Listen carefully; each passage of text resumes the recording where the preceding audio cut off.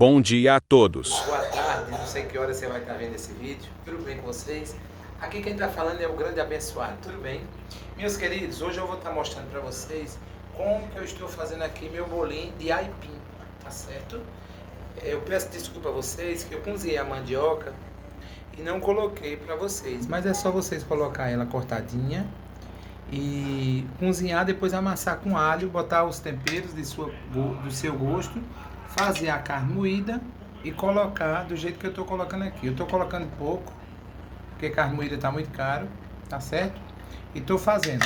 Quando eles ficarem prontos, fritinho, eu mostro para vocês, tá certo?